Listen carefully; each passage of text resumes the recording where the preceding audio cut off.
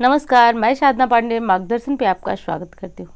दोस्तों, कल नागपंचमी है। नागपंचमी के दिन कुछ ऐसे कार्य होते हैं जिन्हें करना नहीं चाहिए।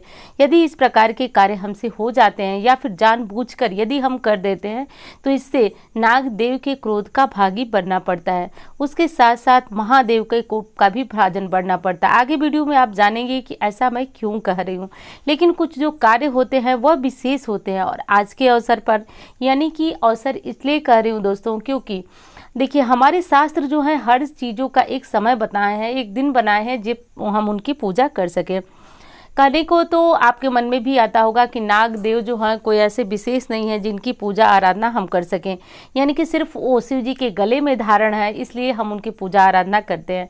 परंतु दोस्तों ऐसा नहीं है। कहा जाता है कि हमारी पृथ्वी जो है शेष नाग के फन पे टिकी हुई है और कई अवतारों में भी भगवान होने का यानी कि नागों के देव होने का प्रमाण मिलता है। जैसे कि श्री कृष्ण के बड़े भाई बलराम जो थे वह शेषा अवतार थे, वहीं पे लक्ष्मण जी भी थे जो कि नाग अवतार ही थे। तो इन सारे अवतारों से पता चलता है कि नाग जो थे नाग देव थे, तो यानी कि उनके देवता होने का प्रमाण भी मिलता है। और शिव जी जो है अपने आसपास यानी कि जैसे उनका वाहन नंदी उनके लिए प्रिय है, उसी तरह से नाग देव भी उन्हें काफ़ी प्रिय है। और यदि नाग देव से जुड़े हुए कोई बुरे कार्य यानी कि जिनसे नाग देव को क्रोध हो, ऐसा कोई कार्य यदि व्यक्ति करता है तो शिव के कोप का भाजन बनना पड़ता है। तो इसलिए आपको ध्यान ये रखना है कि आपको कुछ विशेष कार्य हैं जिन्हें आज के दिन नहीं करना चाहिए। अब कौन से कार्य हैं जो कि नहीं करना चाहिए?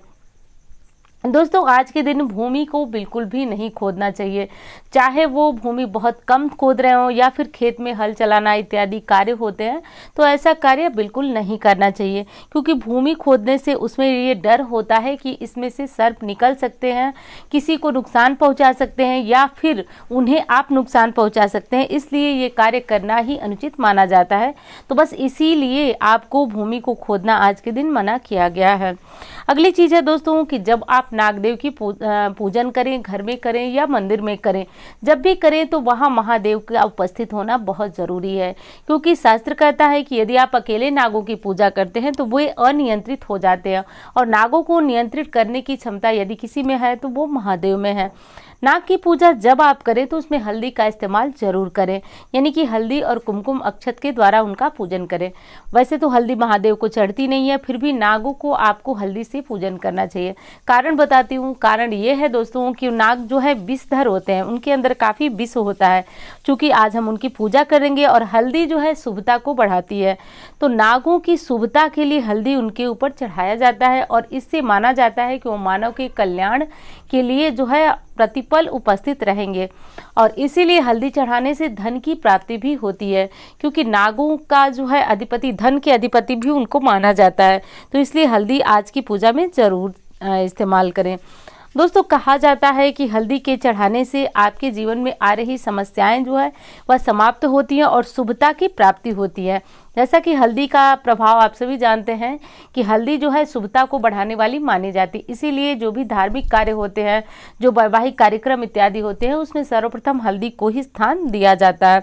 तो इसलिए नागों की पूजा आप घर में करें, मंदिर में करें, हल्दी के साथ कुमकुम का प्रयोग जरूर करें। इससे आपके जीवन में आ रही करवाहट और परेशानियां दूर होंगी।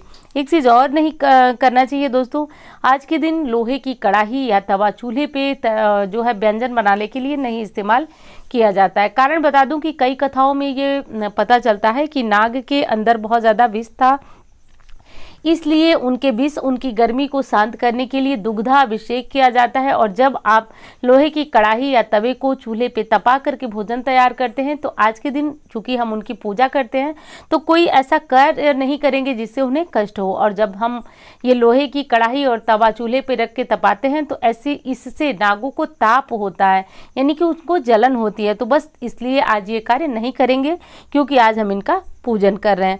तो इन सब कार्यों को आपको ध्यान रखना चाहिए और तभी जाकर के आपको नाग पंचमी की पूजा जो है वह करनी चाहिए और ये सफल होती है। एक चीज़ और बता दूं दोस्तों कि आप जब भी नाग की पूजा करें घर में या मंदिर में। यदि आपने मिट्टी का नाग बनाया हुआ है तो उसे प्रवाहित भी अवश्य करें।